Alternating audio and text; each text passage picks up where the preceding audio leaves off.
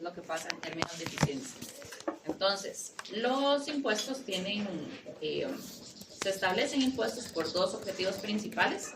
El primer objetivo tiene que ver con la parte de recaudar impuestos, ¿verdad? Entonces, pues, todos aquellos impuestos que, bueno, la gran mayoría de impuestos que tenemos, por ejemplo, la parte del impuesto al valor agregado, el impuesto a diferentes bienes de lujo, los impuestos a la riqueza, ¿verdad? Que tienen las personas, tanto físicas como jurídicas, el objetivo que tienen es, pues, propiamente recaudar un ingreso para el gobierno, y este ingreso es el que posteriormente va a ser utilizado para financiar diferentes cosas, ¿verdad? Esa puede ser la primera razón. La segunda razón es desincentivar el consumo de cosas. Entonces, normalmente pensemos como en el impuesto a las bebidas alcohólicas o a los cigarrillos. El consumo de estos bienes tiene un efecto negativo no solo sobre quienes lo consumen, sino también sobre el resto de la sociedad. Por ejemplo, si una persona durante su vida fuma y toma licor muchísimo, pues muy probablemente en algún punto de su vida va a enfermar por eso, ¿cierto? Cuando esa persona enferme, en el caso de Costa Rica, ¿a dónde va a ir? A la caja. ¿Y qué le van a decir en la caja? Que no hay campo. Bueno, puede que le digan no hay campo. Vengan de 30 años. Vengan de 30 años también. ¿Pero lo van a atender o no? Sí. Pues sí, ¿verdad? No le van a decir, ay, vino salado, ¿quién no tiene? No, ¿verdad? Siempre lo van a atender. Ahora, ¿cómo esto se traduce en un efecto para todos y todas las demás personas? Bueno, pues que en el caso nuestro, ¿verdad? La salud está financiada con los impuestos que todos y todas pagamos, ¿verdad? Entonces, de una u otra forma, al ser un esquema solidario, pues entonces todos y todas financiamos esto. Independientemente si tuvimos alguna decisión, ¿verdad?, de tomar o fumar, al final de cuentas esto va a recaer sobre todos y todas las personas. Entonces, en este caso, ¿verdad?, vean que no solo el efecto es sobre sí mismo, sino también sobre las demás personas. Vamos a ver que los impuestos generan ineficiencias en términos de que los impuestos hacen que las cosas sean más caras, pero en algunos casos puede ser bueno tener estos impuestos, ¿verdad? Por ejemplo, en el segundo caso, más bien resulta beneficioso para la sociedad contar con estos impuestos, pero esto lo vamos a ver propiamente en el próximo tema. A mí me pareció muy interesante durante las elecciones. No sé si ustedes lo notaron, como que mucha gente salió a decir que ellos preferían. Bueno, todo el problema que hubo como una polémica muy grande sobre la gente que hablaba sobre los impuestos y que no sé qué. Pero me pareció muy interesante como poder ver que la gente le interesaba tanto el hecho de que ellos decían que podían pagar para siempre impuestos toda su vida con tal de que la caja siguiera existiendo, porque es un privilegio muy grande que tenemos los costarricenses, que no existe en muchos otros países, y que, pues, o sea, como la gente está dispuesta a pagar los impuestos cuando se demuestra que sí son beneficiosos. Claro. Y particularmente el caso de la caja es pues, sin precedente y sin lugar a dudas algo que tenemos que defender, yo pienso, de aquí hasta el final de los tiempos, ¿verdad? O sea, yo veo, digamos, el caso de Costa Rica, y de verdad que somos una región muy privilegiada. Ahora, ¿la caja es perfecta? No.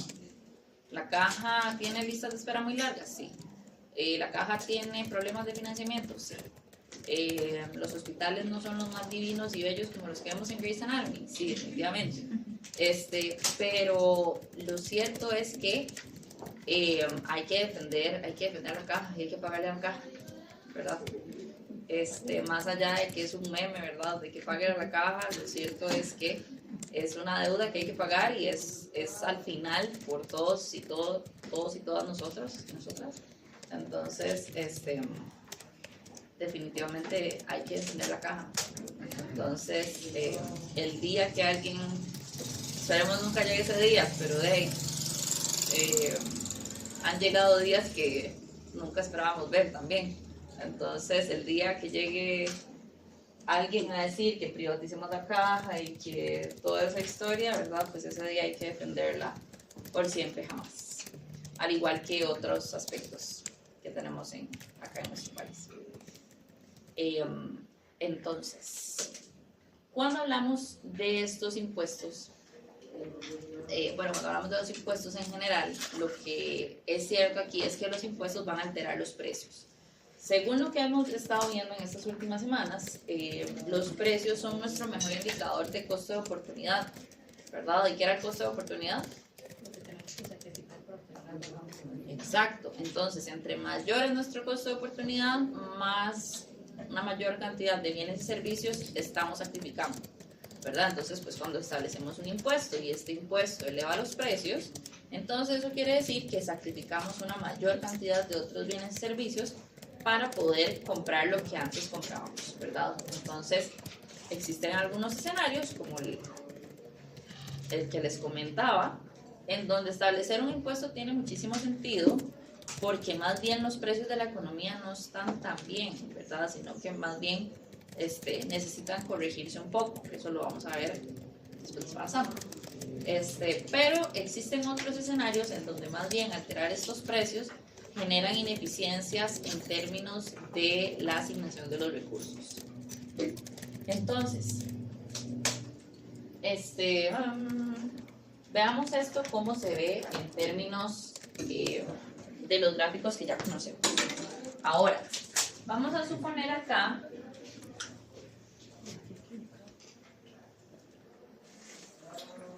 el gráfico que voy a hacer aquí es el antes, que es el después. ¿Okay?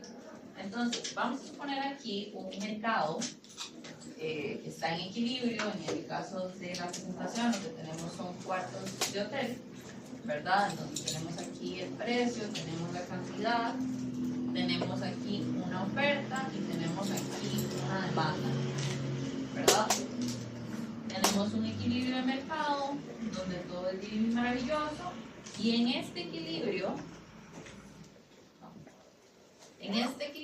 el precio al que se comercia cada habitación de hotel es de $80 y la cantidad de habitaciones que se rentan a ese precio es de 10,000, ¿cierto? Resulta y resalta que, bueno, en este mundo, aquí, por lo menos, todos estamos bastante bien, ¿verdad? En ese punto A. Este triangulito que está aquí, ¿cómo se llamaba?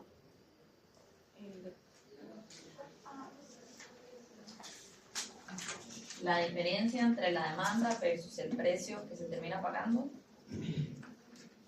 El excedente del consumidor. El excedente del consumidor. ¿Y este que está aquí abajo? Bueno, Del productor. ok, ¿verdad? Entonces, supongamos que el gobierno un día se levanta y dice, bueno, vamos a establecer un impuesto de $40 a cada habitación que se alquile. Si ustedes son los dueños del hotel, los dueños y las dueñas del hotel, y yo les digo a ustedes, un impuesto de 40, ¿eso qué implica para ustedes, dueños y dueñas? Que hay que subir el precio, ¿verdad? Porque entonces resulta que ahora yo voy a cobrar el precio por cada habitación y voy a tener que pagarle 40 al gobierno, ¿verdad? Entonces, desde el punto de vista de los productores, ¿verdad? Aquí eso lo que implica es una disminución o una contracción de la oferta, ¿cierto? Debido al aumento de los costos. Entonces, aquí, este es el puntillo A, vamos a tener un nuevo equilibrio en el punto B. En este punto B, vamos a tener esto de acá, en donde se va a cobrar un precio más alto, y este precio más alto, bueno, es de 100, pero esos 100 se los va a dejar enteramente el productor.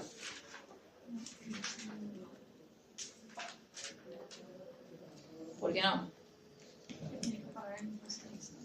Porque tienen que pagarle al gobierno, ¿verdad? Entonces realmente este precio de 100 es el nuevo precio de equilibrio, sí, pero no es lo que percibe verdaderamente el productor.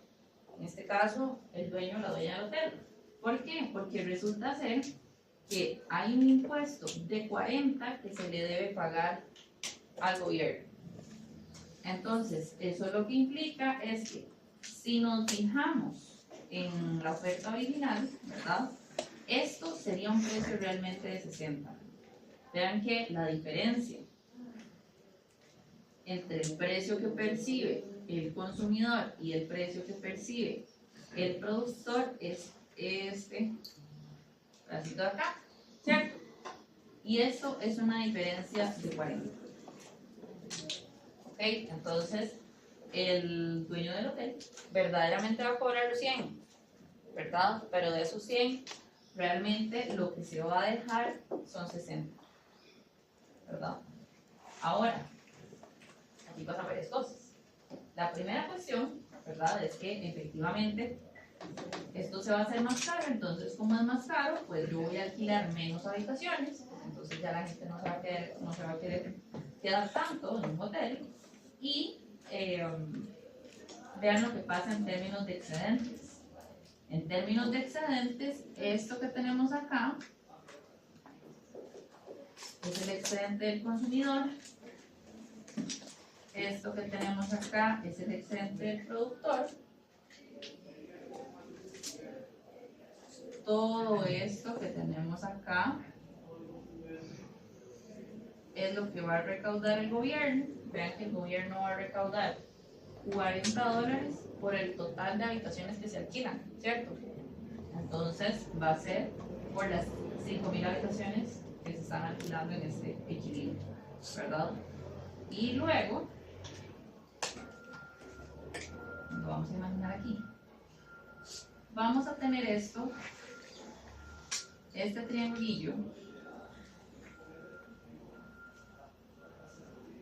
que si ustedes ven, comparan el gráfico inicial versus el siguiente, o sea, ustedes comparan el antes y el después, vean que lo que pasa de aquí a acá es más o menos una reasignación de excedentes, ¿verdad? Aquí todo el excedente se repartía entre consumidor y productor. Aquí el excedente del consumidor se hace más pequeño, el del productor se hace más pequeño. Pero existe una parte que es lo que se va a dejar el gobierno. ¿Sí? ¿Qué pasa con este triangulillo de aquí? ¿Qué pasa con ese excedente?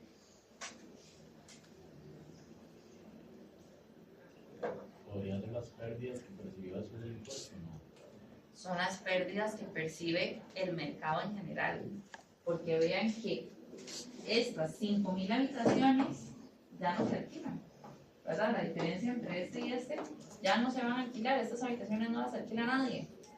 Entonces, esto que tenemos acá, antes se repartía, que sería como algo así, ¿verdad? Se repartía antes entre consumidor y productor, ahora esto se pierde porque ya esto no existe en el mercado.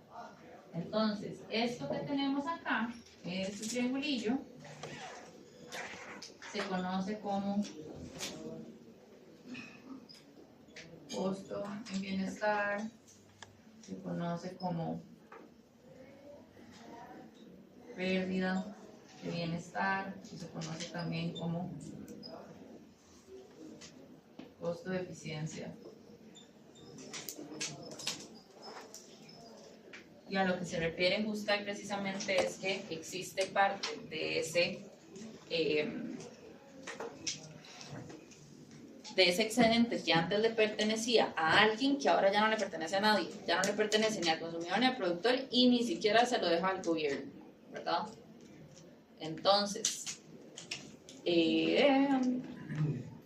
¿queda claro esto?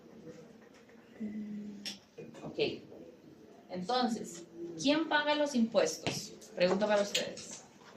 Nosotros, consumidor final, ¿no? ¿Quién es? Consumidor final, ¿no? El consumidor final. ¿Qué más? Todos los que tienen un ingreso o un gasto. Todos los que tienen un ingreso, un gasto. Pero los productores también podrían pagar impuestos. El productor también puede pagar impuestos, ¿verdad? Si ustedes escucharon esta tétrica campaña electoral que acabamos de pasar, un factor común entre todos es que siempre el pueblo es el que paga el impuesto, y es que estos políticos que hacen que el pueblo pague, y que el pueblo para arriba y que el pueblo para abajo, ¿verdad?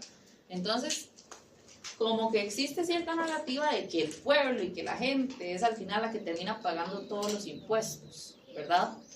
Ahora, esto no necesariamente es así. Piénsenlo como ahorita. Ustedes son dueños y dueñas del hotel. Ustedes tienen que subir el precio. ¿Qué es lo que ustedes están buscando cuando suben ese precio? Pague el impuesto. Compartir de cierta forma esa carga del impuesto, ¿verdad? Porque si ustedes mantienen el precio que tenían originalmente, entonces eso quiere decir que ustedes siguen cobrando el mismo precio, pero le tienen que pagar, en este caso en específico, que el precio de equilibrio es de 80, le tienen que pagar la mitad al gobierno, ¿verdad? Entonces realmente lo que ustedes están buscando, o lo que en este caso lo que los productores están buscando, es tratar de compartir esa carga del impuesto, ¿verdad? Entonces, en este caso en particular, vean ustedes que, si vemos esto acá, ¿verdad? Aquí tenemos 80, habíamos dicho, este pedacito de acá es el impuesto que asumen los consumidores, ¿verdad? Este pedacito de acá es el impuesto que asumen los productores. Entonces, ¿cuánto hay de aquí a aquí? Y 20. ¿Y de aquí a aquí? Otros 20. ¿Y 20 y 20? 40. Entonces, vean que en este caso en particular, este impuesto se paga 50-50. La mitad del impuesto lo asumen los productores y la mitad del impuesto se asumen los consumidores. Entonces, cuando se dice que el pueblo y que el consumidor es al final el que termina asumiendo la totalidad del pago del impuesto, esto no necesariamente es cierto. La gran mayoría de veces no lo es, ¿verdad? Porque la gran mayoría de veces lo que se va a buscar hacer es compartir esa carga, ¿verdad? Entonces, otro punto, ¿verdad? A veces se dice que el impuesto lo paga aquella parte a la que se le establece, ¿verdad? Entonces, que si yo le pongo un impuesto a la producción, entonces lo paga el productor. O que si yo le pongo un impuesto al consumidor, como el impuesto de ventas, entonces yo le pongo ese impuesto lo termina pagando el consumidor. No es cierto. No importa a quiénes ustedes le pongan el impuesto, al final la carga siempre es compartida, porque no depende a quién le ponemos el impuesto, sino a qué se lo estamos poniendo. Entonces, supongamos que ustedes tienen dos bienes, Coca-Cola y Pepsi. Le ponemos un impuesto a la Pepsi. Ustedes no quieren pagar ese impuesto. ¿Qué hacen? No lo compran del todo. ¿Cuál es el que tiene el impuesto? Pepsi. Entonces compran Coca-Cola, ¿verdad? Entonces, ¿cuál es la forma de escaparse de pagar un impuesto? Se los adelanto, no tiene que ver con evasión de impuestos. Por si acaso, ¿verdad? Que no anden diciendo que yo los mandé a evadir impuestos.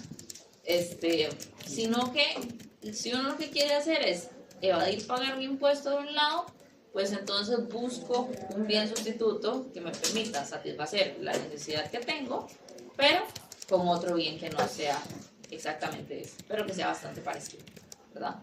Una consulta, digamos, es que yo sé que existen como las empresas, o bueno, en general los puestos que son de régimen simplificado. Eso significa que ellos no pagan los mismos impuestos que una tienda común, y por eso es que no como factura. De acuerdo con los regímenes, así se paga el impuesto.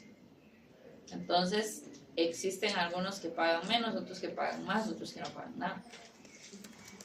Por ejemplo, el régimen de zona franca, que ahorita es uno de los que está, ¿qué te digo?, impulsando la economía de una forma más fuerte, casi no paga impuestos, prácticamente no paga impuestos. Entonces, Son empresas enormes. pues son empresas enormes.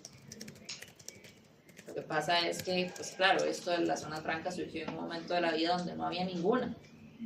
Entonces, si usted quiere que alguien haga algo que usted quiere, pues usted tiene que ponerle un incentivo. Entonces, si usted quiere que las empresas internacionales se vengan a poner aquí, entonces usted tiene que, como país, tiene que darles un incentivo. ¿Cuál es el incentivo más fuerte? Que no paguen impuestos. Entonces, así empezó esto y funcionó, ¿verdad? O sea, el régimen de zona franca funciona muy bien, genera muchos empleos y empleos de calidad. El pequeñito gran detalle, ¿verdad?, es cómo ha crecido esto en el tiempo. y de pues de qué vamos a hacer. Y luego están las pymes que pagan un montón de impuestos. Exacto. Entonces efectivamente hay que Que- solucionar ese Gentrificación, creo que se llama. Pero otro término sería ser exonerado, ¿verdad? problema. Ser exonerado es no pagar impuestos. Entonces se puede exonerar una parte, digamos, de su proceso productivo o se puede exonerar la totalidad, dependiendo de las cosas, ¿verdad? Entonces, en esta misma línea, ¿verdad? Nos recordamos de nuestro no tan viejo amigo, o bueno, amiga, la elasticidad, ¿verdad? Cuando hablábamos de la elasticidad de la demanda, ¿a qué nos referíamos? ¿O qué era lo que tenía que pensar? Que cambiara la experiencia. ¿Qué tantos sustitutos en el consumo podía yo encontrar? Entonces, cuando teníamos una demanda inelástica, ¿eso qué era? ¿Habían pocos o no habían? Y el ejemplo por excelencia, petróleo o la insulina. Entonces, habíamos dicho que si la insulina se ponía muy cara, ¿qué iba a pasar? Que la gente va a buscar la manera de pagar. Exacto. ¿Y cómo es eso? Pues consumiendo menos de otras cosas con tal de consumir más de esto para poder seguir pagando su tratamiento. Entonces, imagínense ustedes que le pongamos un impuesto a la insulina, ¿verdad? Esto equivale, una vez más, a un aumento en los costos, llegamos a un nuevo equilibrio, en este nuevo equilibrio el precio es más alto, ¿verdad? Pero vean ustedes el cuadrito verde versus el cuadrito azul.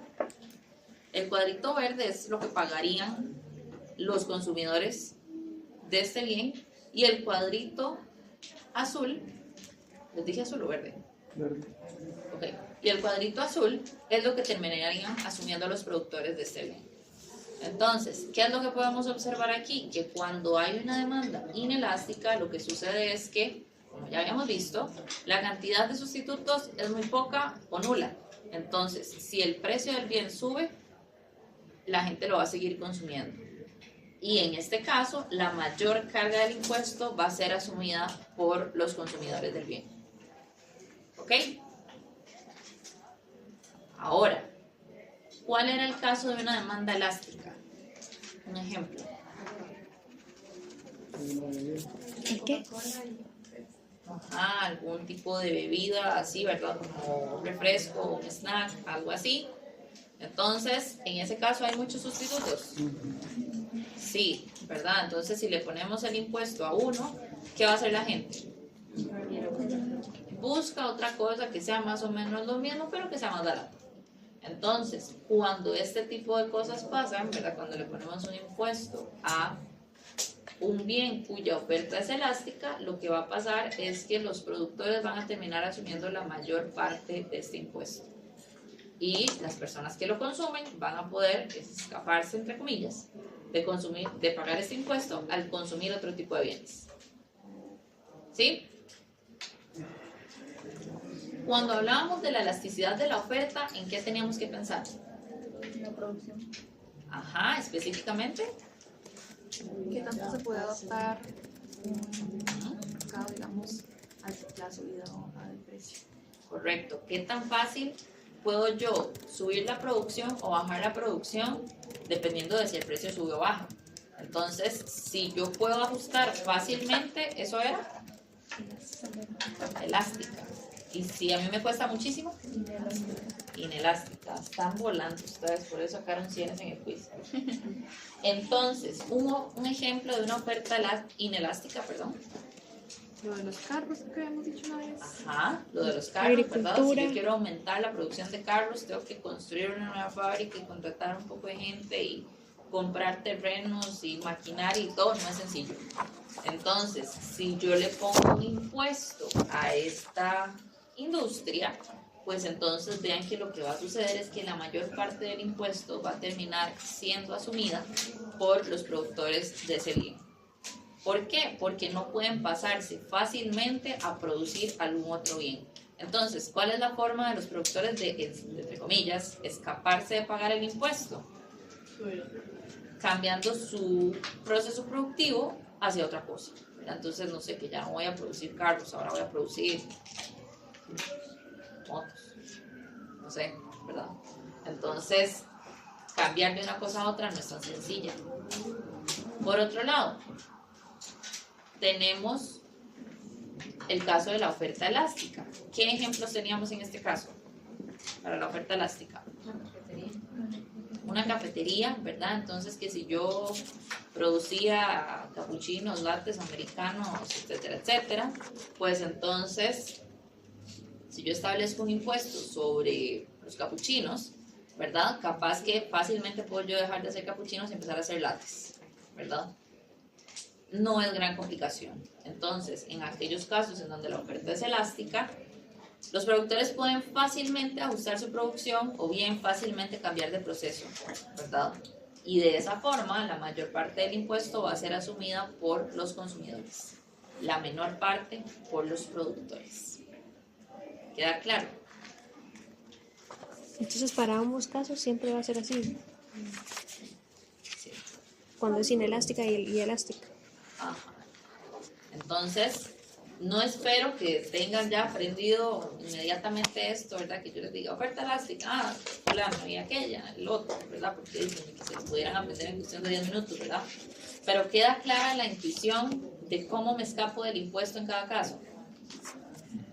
O sea, sí entiendo la teoría, pero no sé cómo se puede aplicar. O sea, no sé cómo, tal vez de pasar de un producto a otro, puedo evadir ese impuesto.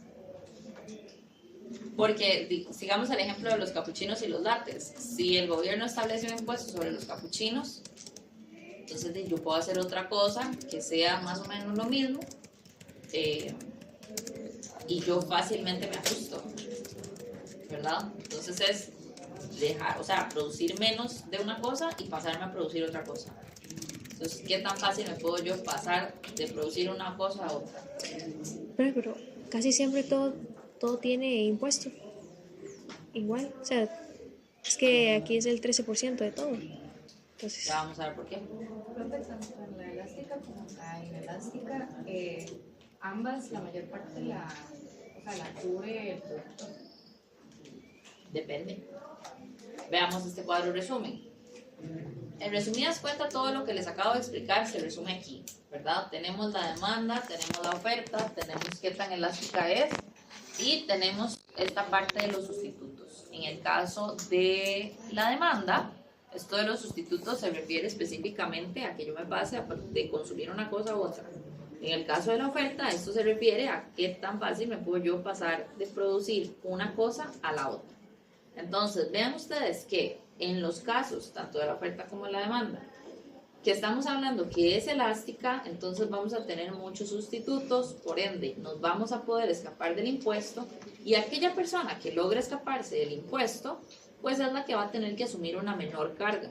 O dicho de otra forma, la persona que paga más va a ser la contraparte. Ahora, si estamos en el caso donde la demanda o la oferta son inelásticas, entonces eso quiere decir que hay pocos sustitutos. Como hay pocos sustitutos, no nos podemos escapar fácilmente del impuesto. Y si no nos podemos escapar fácilmente del impuesto, entonces, pues básicamente eso lo que significa es que vamos a tener que asumir la mayor parte de ese impuesto. ¿Sí? Veamos dos ejemplos de cómo puede salir esto en preguntas. Dice lo siguiente: en el mercado del tomate, el precio de equilibrio es de $5 el kilo. Se estableció un impuesto unitario sobre el tomate, de modo que el precio pagado para el consumidor es de 8 y el precio percibido por el productor es de 1. Entonces, por cada kilo de tomate transado en el mercado, el consumidor aporta tanto monto del impuesto y el productor aporta otro tanto del monto del impuesto. Complete los enunciados, complete el enunciado con los montos correctos. Entonces, si partimos de este gráfico de oferta y demanda, en términos gráficos, esto lo que significa, ¿verdad?, es que tenemos un mercado en equilibrio donde el precio de equilibrio es de 5, ¿verdad? Se establece un impuesto. Un impuesto implica que se contrae la oferta. Cuando se contrae la oferta, entonces quiere decir que el precio, el nuevo precio, ¿verdad?, es de 8 y el precio que percibe el productor es de 1, ¿verdad? La diferencia entre una cosa y otra es el impuesto, ¿verdad? La diferencia entre lo que percibe el consumidor versus lo que percibe el productor es el impuesto. Ahora, ¿cuánto aporta el consumidor de esos 7? La mitad. Ah, no, mentira. 3. Sí, porque me consumo. Este pedacito de acá, ¿verdad? No sería 4. Y el productor, este pedacito de acá. 3 y 4, 7. Sí. Pero no entiendo. ¿No era que los consumidores pagaban más? El nuevo precio es mayor. Ay, Entonces, serían 3 y 4. Ahora, otro tipo de preguntas que es similar a esta, ¿verdad? Es que les preguntan lo mismo y les dicen, ¿cuál es el porcentaje al que equivale esto? ¿Verdad? Entonces, ¿cuál es el porcentaje del impuesto total que termina pagando el consumidor versus el productor? Entonces, en esos casos, ¿verdad?, cuando les preguntan por el porcentaje del impuesto que paga el consumidor, entonces lo que hay que hacer es tomar esto, ¿verdad?, lo que paga el consumidor, entre el total del impuesto. Y si queremos saber esto, pero para el productor, entonces lo mismo con lo que paga el productor.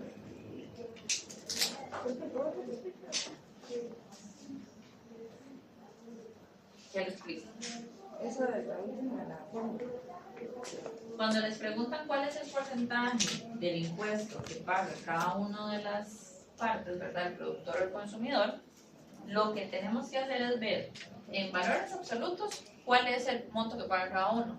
Y para verlo en términos porcentuales del impuesto, entonces vemos cuánto equivale este 3 de 7. Entonces eso equivale a dividirlo y multiplicarlo por 100 para ver el porcentaje. Y en el caso del productor lo mismo, pero con el valor que paga el productor. Ahora, veamos este otro caso. En equilibrio de competencia perfecta, una hamburguesa cuesta 5, sin embargo, el gobierno quiere fomentar dietas más saludables, por lo cual le impuso un impuesto de 3 a cada hamburguesa vendida. Debido al impuesto, el vendedor ahora recibe por cada hamburguesa vendida 4 en vez de 5. ¿Cuánto del impuesto de 3 está pagando el vendedor? Entonces, este tipo de ejercicios, ustedes los pueden sacar a punta de fórmulas. Personalmente, yo veo que eso se les enreda más, porque es a pura memoria que tienen que hacerlo. Entonces, con este gráfico resuelven todos estos ejercicios. Entonces, de nuevo, ¿verdad? Tenemos un precio de equilibrio de 5, el gobierno quiere fomentar dietas más saludables, le impuso un impuesto de 3, entonces quiere decir que esta diferencia es de 3. Debe del impuesto, el vendedor ahora recibe por cada hamburguesa 4 en vez de 5. ¿Verdad? ¿Cuánto del impuesto de 3 paga el vendedor?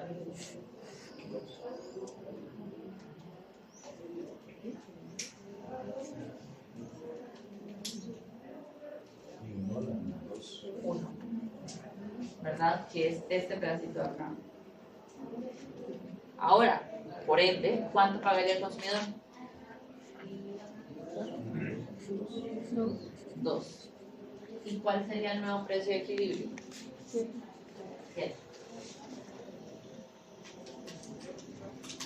¿Queda claro esto? ¿De dónde lo sacamos? Ok, en la mañana me dijeron, profe, eso está demasiado fácil, yo no quiero hacer a punta de fórmulas. Yo le dije, bueno, que le vaya muy bien, hágalo como usted quiera, ¿verdad? Si se quiere aprender una fórmula, apréndase. Nada más asegúrese que se la está aprendiendo correctamente, ¿verdad? Entonces, este tipo de ejercicios, tal vez un poquito más complicados, es lo que se puede preguntar en exámenes en este tipo de preguntas. ¿Ok? Entonces, veamos un caso particular. ¿Ustedes se acuerdan, no sé, cuando Donald Trump quedó en la presidencia por primera vez? Ustedes recuerdan que en ese momento de la historia, bueno, el hombre nunca ha tenido ideas muy coherentes, ¿verdad? Pero en ese momento de la historia, él salió un día diciendo que él iba a construir un muro entre Estados Unidos y México, justo en la frontera. ¿Se acuerdan de eso? Ok, para los que no se acuerdan, bueno, eso pasó. ¿Ustedes saben cuánto mide la frontera de Estados Unidos con México? Yo tampoco sé, pero sí sé que es un montón, ¿verdad? Entonces, bien, pues imagínense ustedes lo que es construir un muro de costa a costa, ¿verdad? ¿Cuánto tiempo, cuánto dinero, cuánto esfuerzo, cuánta gente trabajando, cuántos materiales puede conllevar todo eso? Yo no sé, yo no estudié ingeniería civil ni esas cosas, ¿verdad? Pero a mí la lógica me dice que eso no es ni fácil, ni rápido, ni barato, ¿verdad? Entonces, como si esto fuera poco, cuando Donald Trump salió diciendo eso, ¿verdad? Como si esto no fuera lo suficientemente xenofóbico y racista y discriminatorio hacia todos los latinos, Donald Trump dijo que ese muro no solo lo iba a construir él, sino que también lo iban a pagar los mexicanos, ¿verdad? Entonces, pues, como dice el dicho, tras de cuernos palos. Cuando eso pasó, pues entonces todo el mundo se alzó, se alzaron protestas en México, se alzaron protestas incluso en Estados Unidos, y mucha gente empezó a pelotear y a decir, bueno, pero ¿cómo va a hacer Estados Unidos para cobrarle el muro a los mexicanos, verdad? Entonces Trump lo que dijo era que él iba a poner un impuesto a todos los productos que vinieran de México, ¿verdad? Pregunta, ¿qué le vende México a Estados Unidos?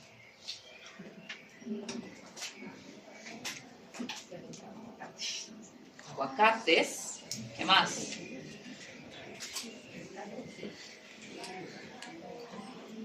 Metales, algunos productos agrícolas, le vende también textiles, etcétera, etcétera, etcétera, ¿verdad? Entonces por allá en Twitter empezaron a decir, bueno, no, pero es que capaz que esto que dice Donald Trump no es cierto, ¿verdad? No sé qué, y salieron con este ejemplo. Entonces, vean que este ejemplo lo que dice es, José le vende un aguacate a John por $5. Trump le pone un impuesto fronterizo del 20% para que México pague el muro. El 20% de $5, ¿cuánto es? 1. Entonces ahora José lo que va a hacer es que le va a vender el aguacate a John 20% más caro. Es decir, el precio va a pasar de 5 a 6. Luego, Trump jamás haría eso, pero bueno, va a venir Donald Trump a cobrar el impuesto a todos los vendedores de aguacate. ¿Y cuánto le van a dar por cada aguacate vendido? 1. ¿Cuánto se deja José de ganancia? ¿Quién pagó el muro? Los mismos gringos. Entonces, viva mi gente latino. Esto es un gane para Latinoamérica.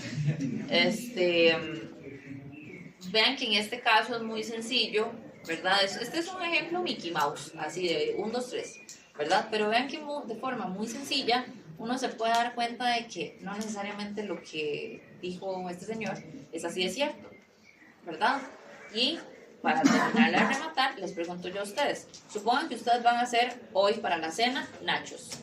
Entonces ustedes le ponen tortillitas, frijoles molidos, una carnita, tomate, queso, salsas, lo que quieran, y le ponen aguacate.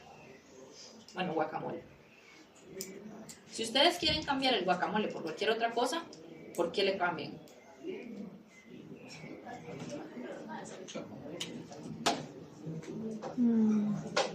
¿Qué le pueden poner que sea como guacamole pero que no sea guacamole? Puré. ¿Puré de qué? Puré de papa. O sea, respeto pero no comparto. Yo creo que lo único que tienen en común esas dos cosas es que están como majadas, ¿verdad? Pero realmente no sabe igual, no se ve similar. Es una combinación aburrida, ¿verdad? ¿Se puede sustituir fácilmente el aguacate? No. Entonces, ¿qué tan fácil se van a poder escapar los gringos de pagar ese impuesto? Poco, ¿verdad? No se van a poder escapar fácilmente. Pero es que, profe, yo también pienso, digamos, y el aguacate no lo veo como algo de primer consumo, una necesidad así, sí o sí para vivir. Entonces, sí, yo pienso que tal vez en este caso algunos gringos al ver eso, pueden haber dicho, de por sí el aguacate para mí es como un lujo, no es algo que necesito sí o sí para comer o vivir. Entonces, también puede haber muchos casos de gringos que dejan de comprarle en este caso, a José. Sí, de fijo, van a haber casos en donde se va a dejar de comprar, pero realmente no es significativo, digamos, para un gringo $1 más, $1 menos por un aguacate no es significativo, por lo menos para el grueso de la población, ¿verdad? Entonces, al final de cuentas, ¿verdad? Cuando esto sucedió, se empezó a pelotear esto por redes sociales y entonces, a la conclusión a la que se llegó es que la cosa no era tan sencilla como Donald Trump decía, ¿verdad? ¿Qué es lo que está detrás de esto?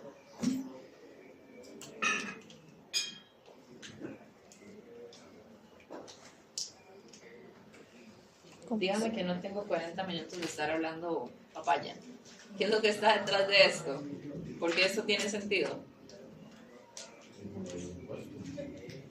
¿Por qué específicamente?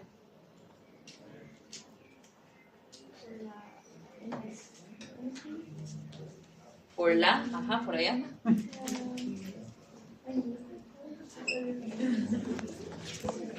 Por la elasticidad, ¿verdad? Lo que estamos haciendo aquí es un análisis de qué tan fácil la gente puede sustituir las cosas que le compra a mí, ¿verdad? Entonces, cuando esto pasó, lo que salió diciendo el presidente mexicano de ese momento fue, él dijo en cadena nacional, yo no voy a pagar por el fucking muro.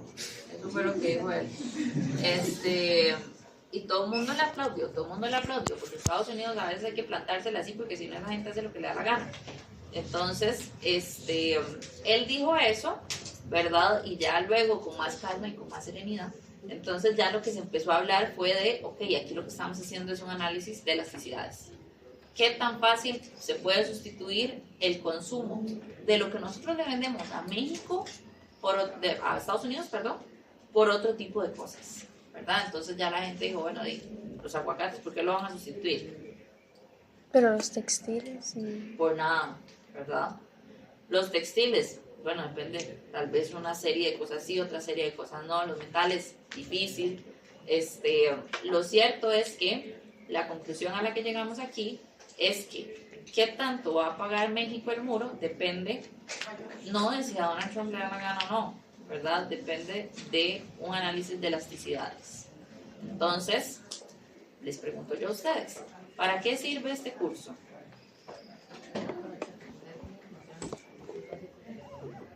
Para comprender cómo funcionan los principios básicos de la economía aplicados al entorno que nos rodea. Sí, muy importante, ¿verdad? ¿Para qué más? ¿Qué es lo que está pasando con el mundo? Para entender qué pasa en el mundo, ¿qué más? ¿Cómo funcionan los mercados?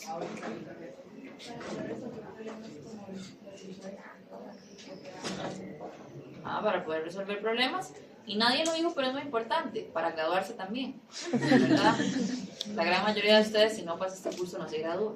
Entonces, pues también sirve para graduarse, ¿verdad? Pero lo cierto es que uno de los grandes objetivos que tiene este curso es que ustedes puedan ver el entorno que los rodea desde una perspectiva distinta, desde una perspectiva más crítica, más analítica, con más herramientas, para que cuando Donald Trump y cualquier político populista, como los que tenemos durante estos últimos 4 años y por los 4 más que vienen, salgan diciendo este tipo de cosas, ustedes puedan detenerse y puedan decir, pucha, mira, ¿será que eso es cierto? ¿Será que la cosa realmente es así? ¿O será que esto depende de algo más? Y si sí, ¿de qué depende? ¿Verdad? ¿Por qué? Porque muchas veces se escuchan las palabras.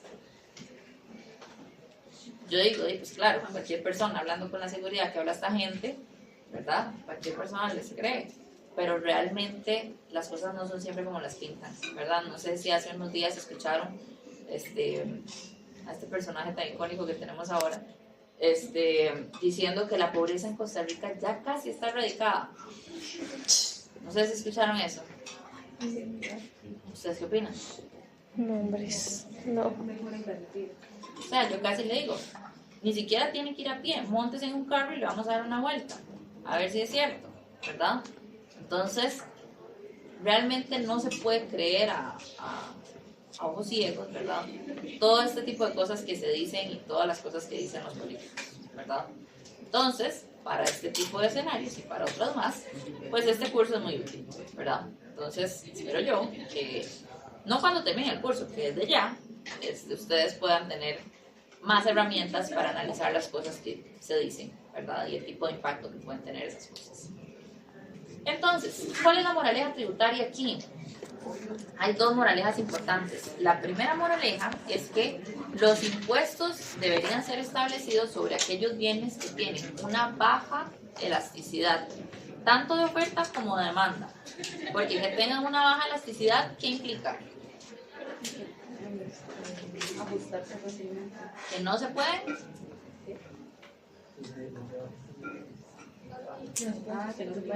que no se pueden sustituir fácilmente, ¿verdad? Entonces, que tengan una baja elasticidad, tanto de oferta como de demanda, lo que quiere decir es que no se puede escapar ni el consumidor ni el productor, ¿verdad? Esa es la primera moraleja. Y la segunda moraleja es que cuando usted va a establecer un impuesto sobre un bien, le ponga impuesto también a los sustitutos. ¿Por qué? Porque entonces cuando la gente se pasa a consumir otra cosa, uy, también esa tiene impuesto, ¿verdad? Entonces eso en términos de las sociedades modernas lo que implica es pongan impuesto a todo. O sea, si usted le pone un impuesto a todo, pues la gente va a pagarle por algún lado. Ahora, ¿cuál es el impuesto al valor agregado en Costa Rica? El 23. El IVA, ¿y se paga? 13. 13% sobre todos los bienes y servicios de la economía. Creo que los de canastas, ¿no? Sí. No, ¿cuánto pagan ellos? ¿Menos o más? No sé. Supondría que menos. Menos, ¿verdad? Entonces, sí, la mayoría de bienes y servicios pagan un 13%, hay algunos bienes que pagan un 10% y hay otros bienes que pagan un 13%. Perdón, un 1%, que son los de la canasta básica tributaria, que la canasta básica tributaria la vamos a ver en el tema 4. Pero un spoiler, ¿verdad? La canasta básica tributaria se construye a partir de aquellos bienes y servicios, bueno, específicamente bienes, que consumen las personas, las familias de menores ingresos en el país. Entonces, el objetivo que tiene esto es pues, que aquellas personas que menos tienen son aquellas que menos pagan, ¿verdad? Entonces, por ejemplo, arroz, frijoles, tortillas, todo este tipo de cosas tiene únicamente un 1% de impuesto al valor agregado. ¿Qué más?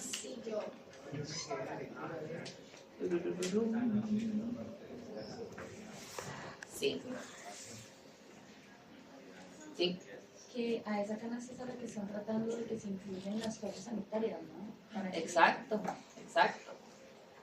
Porque uno pensaría que si la mitad aproximadamente de la población consume este tipo de productos al menos una vez al mes, pues lo mínimo es que no se le cobre el 13%, ¿verdad? Pero sí. Igual es un mercado, es que así lo vamos a necesitar. Sí, pero, o sea, lo justo no es que se pague igual que todo. Sí, pero igual ellos lo ven como... Exacto. Pero de hecho en algunos de los países más desarrollados del mundo, los productos de higiene femenina son gratuitos para toda la población. Entonces, pues nada, ahí aspiramos a llegar un día, ¿verdad? Todavía falta rato, pero sí, por ahí va la cosa. ¿Está claro? Clarísimo.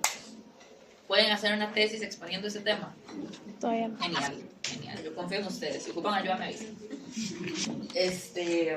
Entonces, dicho todo esto, vamos a hablar acerca de las intervenciones en los precios.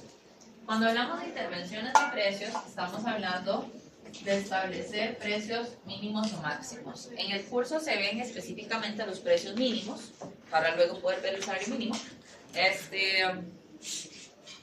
Pero yo les voy a explicar los precios máximos también, porque cuando ustedes salgan a la calle, pues resulta ser que ahí van a estar, ¿verdad? Entonces, vamos a ver los dos. Cuando hablamos de precios mínimos, lo que significa es que eso es lo mínimo, mínimo, mínimo legal que se puede cobrar por un bien o por un servicio. Si usted quiere cobrar más de eso, el problema suyo será, pero eso es lo mínimo, mínimo que usted puede cobrar, ¿verdad? Entonces, eso es como establecer un piso a los precios. Cuando hablamos de precios máximos, eso lo que significa es que eso es lo máximo, máximo, máximo, máximo que a usted le pueden cobrar por ese bien o servicio. Si usted quiere cobrar menos de eso, problema suyo será, ¿verdad? Pero lo máximo, máximo, máximo que usted puede cobrar está el monto. Entonces, los precios máximos funcionan más bien como un techo, ¿verdad? Ahora, si establecer un precio mínimo máximo tiene sentido, pues depende de cómo ustedes lo hagan. Entonces, veamos estos diferentes casos. Para esto, vamos a analizar algún mercado en específico.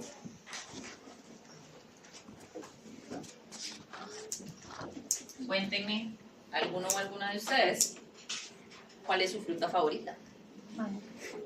Mango. Jocotes. Eso es ambicioso porque no hay todo el año. Yo una vez probé un helado de jocote y es básicamente de los mejores helados que yo me he comido en mi vida. Pero yo dije, ¿cuál fue el proceso de producción de este helado? O sea, ¿cómo pelaron esos jocotes y cómo le sacaron todo? O sea, demasiado trabajo. ¿En corazón contento o no? Como fue como en una feria, así como de esas ferias ahí del parque. Entonces sí. Entonces analicemos el mercado de los jocotes o de los mangos.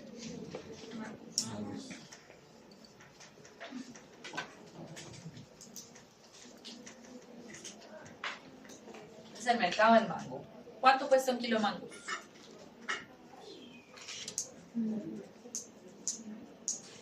¿Cómo cuánto? ¿Cuánto? 800. Pónganle 700 para ser generosos. Entonces digamos que el precio de equilibrio en el mercado de los mangos es de 700 colones al kilo. Resulta y resalta que entonces el gobierno dice, uy no, pobrecillos los productores de mango, yo siento que ese precio está demasiado bajo. Pongámosle ayudémoslo, ¿verdad? Ayudémoslo y pongámosle un precio mínimo de 500 colones.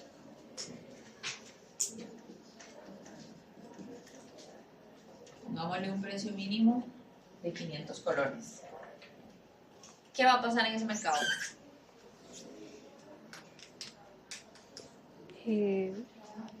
¿Hay más gente que quiere comprar? No. Pónganse ustedes, ahora tienen un palo de mango detrás de la casa, todos y todas. Ustedes venden mangos. Yo soy el gobierno, yo les digo, vea, a partir de ahora, lo mínimo, mínimo, mínimo que se puede cobrar son 500 colones. ¿Qué van a hacer ustedes? Subir el precio. Y lo vendo a más de 500. Lo vende a más de 500. Pero ustedes ya lo venden a 700. Entonces, ¿qué va a pasar? Ni nada, ¿verdad? Pues nada, ¿qué va a pasar? Nada. Entonces, cuando el precio mínimo es menor al precio de equilibrio de mercado, lo que sucede aquí es que este control de precios no es vinculante. Que no sea vinculante, lo que significa en cristiano es que no tiene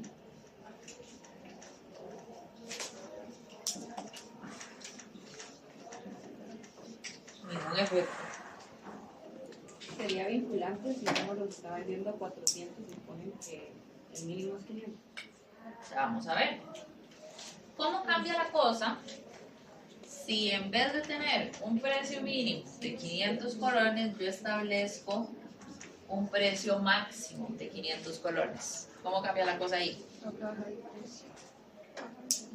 Yo soy el gobierno y ustedes son ustedes. Ya, si uno no sigue esas normas, ¿qué pasa? ¿Cómo? Si uno no sigue esas normas, ¿qué pasa? Tipo, si el precio máximo es 500 se lo vendo a 1000. ¿Qué pasa? Si alguien lo acusa, es un bronco. ¿Según qué ley?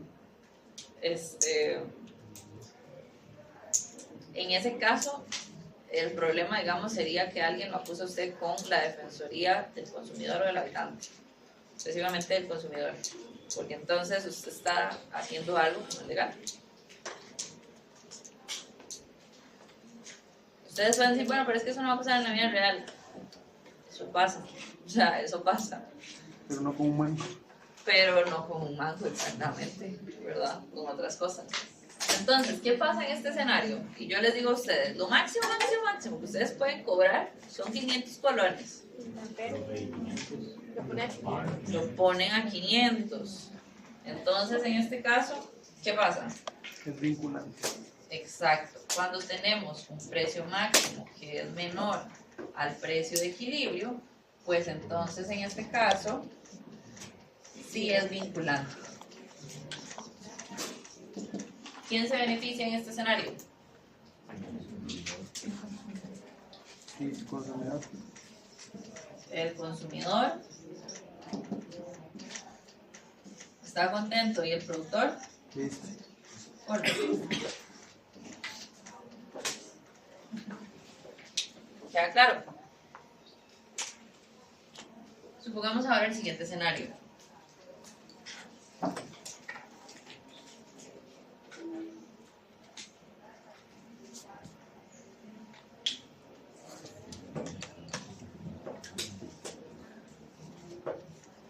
Supongamos que establecemos un precio mínimo de 1000 colones. ¿Qué pasa en ese caso? Tengo que subirlo. Es Hay que vinculante. subir el precio Y es vinculante. y es vinculante. ¿Por qué? Porque ustedes antes lo vendían a 700 y ahora yo lo que les digo es que como mínimo tienen que cobrar 1000 colones. Entonces, en este caso,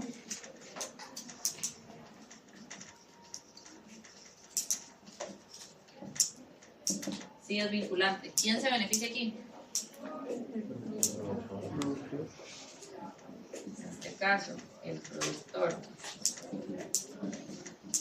está contento y ¿quién se perjudica? Consumidor.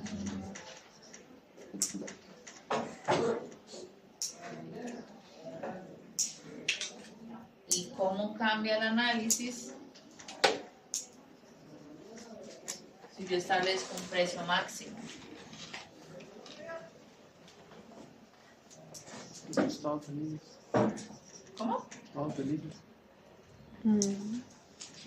Y el precio queda igual y el consumidor queda igual.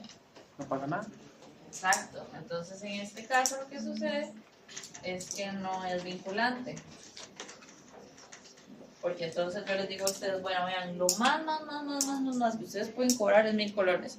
Y ustedes van a decir, ah, ok, todo bien, no hay problemas. ¿Por qué? Porque yo ya estaba cobrando 700. Entonces, todo sigue igual, no es vinculante. Entonces, este tema de los controles de precios, en general, ¿verdad? Al igual que los impuestos, pues van a distorsionar los precios que tiene el mercado. Entonces, ¿por qué en este caso se justifica hacer algún tipo de control de precios? Bueno, puede ser algún escenario en donde digamos, no, este precio es demasiado alto, este precio es demasiado alto y hay que bajarlo de una u otra forma.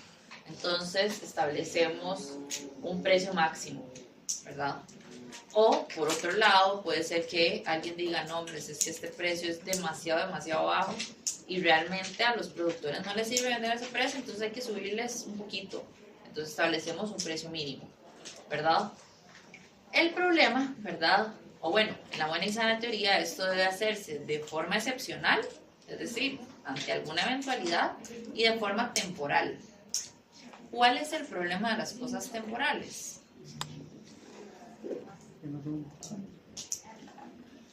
No son para siempre, o al contrario, en algunas ocasiones son para siempre. Por ejemplo, ¿ustedes saben qué es un puente Bailey? ¿Alguien sabe qué es un puente Bailey? Por mientras, digamos. Ajá.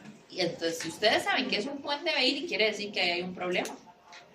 Porque han visto un puente Bailey por tanto tiempo que ya hasta identifican qué es uno, ¿verdad? Entonces, estos puentes Bailey son los puentes que son temporales cuando están haciendo algún tipo de arreglo, ¿verdad? Y dicen como, bueno, vamos a poner esto por mientras.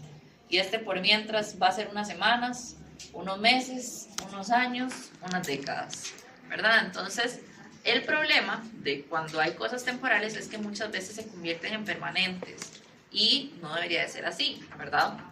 Entonces, el uso correcto de los controles de precios es utilizarse de forma excepcional y de forma temporal ante diferentes situaciones que de verdad lo ameriten. Ahora, existe una excepción que es el mercado laboral, en donde tenemos el uso de salarios mínimos. El uso de salarios mínimos es altamente extendido por todo el mundo y es altamente justificado por lo siguiente. Entonces, una vez más, vamos a hacer el mercado de trabajo. Para este punto, espero que ya se hayan familiarizado con estos gráficos, ¿verdad? Porque los vamos a usar todo el semestre. Aquí lo que vamos a tener es el mercado laboral. ¿Cuál es el precio del trabajo?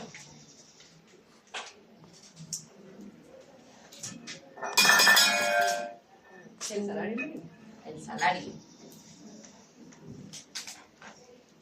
Y aquí lo que vamos a tener son las horas de trabajo. Vamos a tener una oferta de trabajo y vamos a tener una demanda de trabajo. ¿Quién ofrece trabajo en la economía? El empresario, los empleadores, las empresas, el Estado. No. En la economía, el trabajo es ofrecido por los trabajadores. ¿Por qué? ¿Quiénes son los dueños del trabajo? Las personas. ¿Quiénes son los dueños del conocimiento? Los trabajadores. ¿Quiénes son las personas dueñas de la experiencia? Los trabajadores. Entonces, la oferta laboral, las personas que ofrecen trabajo en la economía, son las personas trabajadoras. ¿Y quiénes demandan trabajo en la economía? Los empleadores. ¿Por qué? Porque los empleadores tienen las fábricas, tienen las máquinas, tienen las oficinas, tienen los procesos. ¿Qué es lo que les hace falta? Alguien que ponga a trabajar todas las cosas que ellos tienen, ¿verdad? Entonces, en este caso, la demanda por trabajo va a estar dada por empresarios, productores, lo que sea que contrate gente, ¿verdad? Ahora, entre trabajadores y empresarios, ¿quién tiene más poder en el mercado laboral? Los empresarios, ¿verdad? Esta gente tiene más poder. ¿Qué implica que tengan más poder? ¿Cómo? Que está más eficiente. Ajá. ¿Y qué decisiones específicamente? Salarios. Como ellos son los que demandan el trabajo, ¿van a querer que los salarios sean más altos o más bajos? Y los trabajadores van a querer que sean más altos o más bajos. Pero como ellos tienen más poder, los salarios se van a mover hacia arriba o hacia abajo. Hacia abajo, ¿verdad? Entonces, el mercado laboral en general es lo más lejos que podemos tener de tener un mercado perfectamente competitivo. ¿Por qué? Porque ese poder de aquí es muy grande.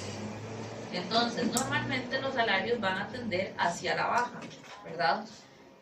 Eso por un lado. Y por otro lado, vamos a tener algunos casos en donde no todos los mercados laborales son iguales, ¿verdad? No es lo mismo tener 5 títulos universitarios y 10 años de experiencia y poder ir a buscar trabajo con ello que no tener ninguno, ¿verdad?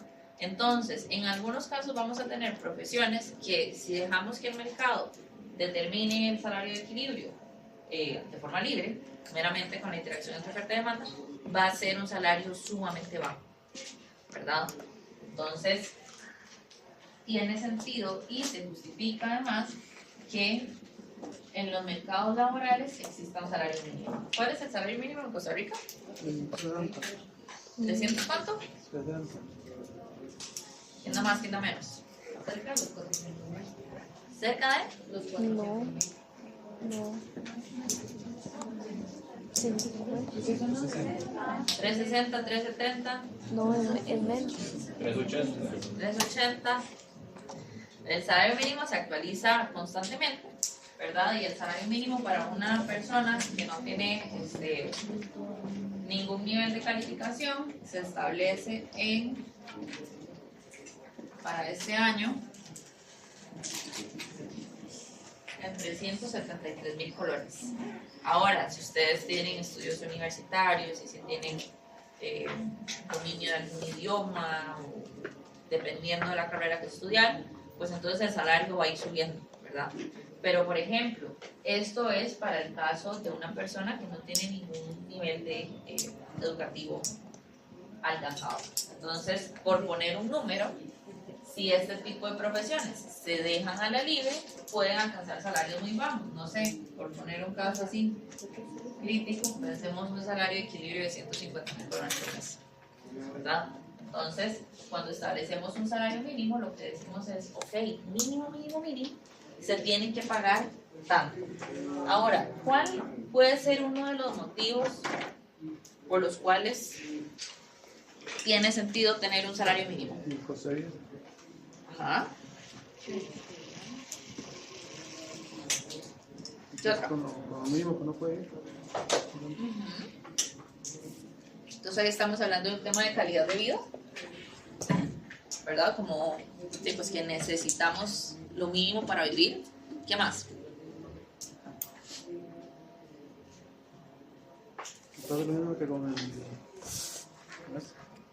¿Mm? Y también como yo pensaría también como un atractivo para que la gente trabaje en ciertos lugares y poner como mínimo, porque obviamente hay gente con menos plata de eso, tal vez no la atraigan tanto ciertos trabajos. Solo que ahí hay una cuestión importante de que una vez más depende, ¿verdad? Por ejemplo, ustedes saben, de los 80 vamos a hablar mucho en este curso. ¿Saben más o menos qué pasó por la década de los 80? Una crisis, la crisis más terrible que hemos vivido en Costa Rica en los últimos 100 años, prácticamente. Pongan ahí de tarea no del curso, tarea de la vida, averiguar qué pasó en la década de los 80 en el mundo, pero específicamente en Costa Rica. Lo que pasa es que para entender qué pasó en Costa Rica tienen que entender qué estaba pasando en el mundo. Técnicamente ustedes vieron esto en el colegio, ¿verdad? Pero no importa, hagan la tarea. Y tienen permiso de preguntarle a ChatGPT si no quieren ir a leerse 300 libros, ¿verdad? Nada más, y pues verifiquen que ChatGPT no les esté diciendo cosas extrañas. Eso vamos a verlo más adelante, pero una de las cosas que pasó en la década de los 80 es que la crisis fue tan terrible que aproximadamente el 55%, entre el 50 y el 55% de la población en edad de ir al colegio no pudo ir al colegio porque tenía que trabajar. Entonces piensen ustedes en papás, en tíos, en abuelos, en abuelas, personas que realmente no están tan mayores, pero tampoco están tan jóvenes como ustedes, que todavía están trabajando y que por algún motivo no tienen algún nivel académico alcanzado. Gran parte de esta población pertenece a la década de los 80. Entonces, que digamos que aproximadamente el 50% de la gente que tenía que ir al colegio estaba yendo al colegio, también implica que el 50% de la gente que tenía que ir al colegio no estaba yendo al colegio, ¿verdad? Entonces, estos porcentajes hablan de dos formas, ¿verdad? De los que sí, pero también de los que no. Entonces, si pensamos en esto desde este punto de vista, lo estamos pensando como que la gente tiene la posibilidad de. Muchas ocasiones la gente no tiene la posibilidad de elegir, ¿verdad? Como fue en ese momento. Entonces, ahorita nos está yendo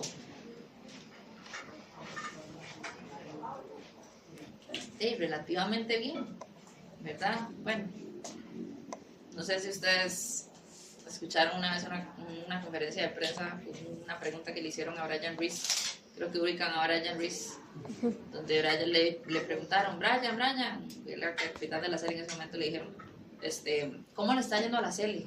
¿Verdad? Íbamos ya como en estos, no sé, tantas copas que hay, le dicen, ¿cómo le está yendo a la serie? Y entonces Brian dijo, bueno, la serie no va tan bien, o tampoco va tan mal. O sea, no dijo nada, ¿verdad?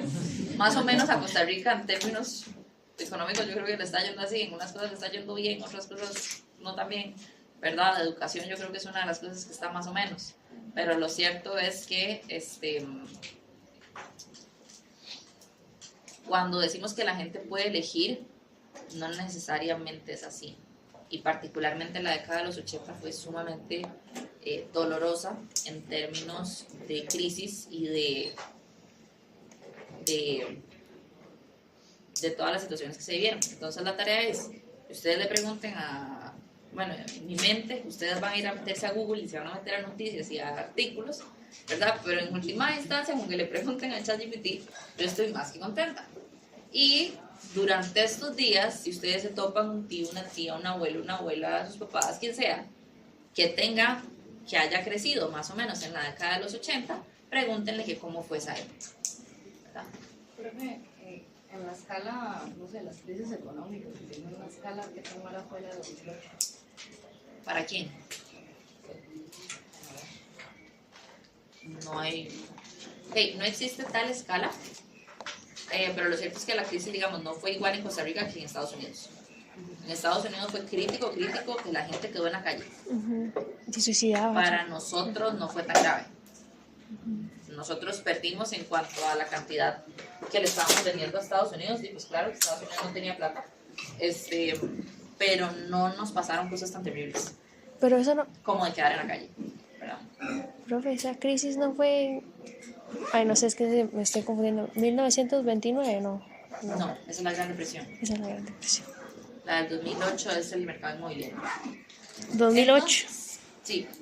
Entonces, este tema de los salarios mínimos, pues claramente se justifica desde un punto de vista de la justicia y de la equidad social, ¿verdad? No es justo que que existan profesiones que ganen menos, única y exclusivamente porque no tienen algún tipo de grado académico, ¿verdad? Por ejemplo, gran parte de las personas que se dedican a profesiones elementales, pensemos en personas que se dedican a la limpieza, pensemos en personas que se dedican a la recolección de basura, en limpieza de espacios públicos y todo este tipo de profesiones, muchas de estas personas no tuvieron oportunidad de estudiar, ¿verdad? Entonces no es simplemente... no vale la frase. ¿Cómo? No vale esa frase del pobre es pobre porque quiere. Exacto, pobre nunca es pobre porque quiere. Entonces, este tipo de medidas se toman como una forma de garantizar una calidad de vida mínima para la gente, ¿verdad? Y esta calidad de vida mínima empieza definitivamente por un tema de salarios, ¿verdad? Salud. Existen personas que critican el salario mínimo, que critican la existencia del salario mínimo, y lo que dicen es lo siguiente, ¿verdad? En una situación de equilibrio inicial, digamos que se contraten una cantidad H o de horas de trabajo, ¿verdad? Cuando establecemos un salario mínimo, pues entonces resulta que la gente, ¿verdad? Los trabajadores dicen, no, es que si a mí me suben así el salario, yo quiero trabajar más gente quiere trabajar y hay más disposición de buscar empleo. ¿cierto?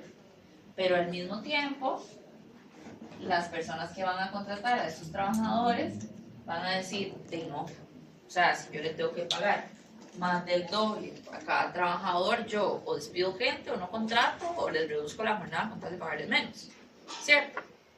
Entonces, cuando critican la existencia del salario mínimo, lo que critican es que existe una diferencia entre la gente que está dispuesta a trabajar versus la gente que termina consiguiendo trabajo. ¿Y cómo se llama eso? Esta es toda la gente que quiere trabajar a este salario y esta es la gente que termina empleada a este salario. Esta es la gente que termina con trabajo. ¿Cómo se llama esta diferencia de acá?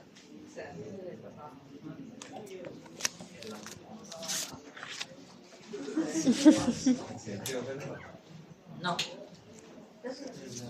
Bueno, hay un exceso de oferta de trabajo, ¿sí?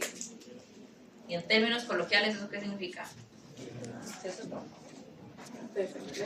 Desempleo, muy bien. Entonces, esta diferencia entre lo que la gente quisiese trabajar y lo que la gente realmente trabaja es conocido como desempleo. Entonces, ¿qué pasa cuando en estos escenarios se establece un salario mínimo? Bueno, resulta ser que sí, hay gente que va a conseguir empleo y la gente que va a conseguir empleo va a trabajar más, bueno, va a trabajar y va a ganar más que antes. Pero la gente que no consigue empleo o que pierde su empleo ya no va a ganar nada.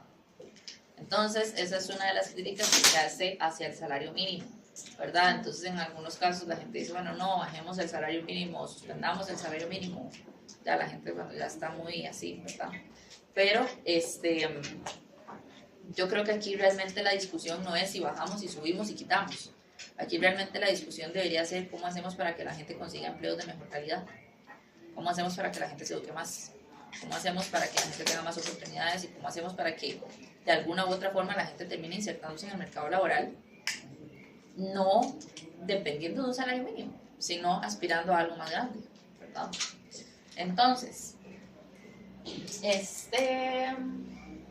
por allá en 1949, José Figueres, papá, que claro, siempre se los aclaro porque se llaman igual y se ven más o menos iguales, ¿verdad? Entonces, Figueres papá, en aquel momento, bueno, en la década de 1949, ¿verdad? Y todo lo que pasó en esta época con la fundación de la Segunda República, que en mi opinión es algo súper revolucionario para la época y para la región.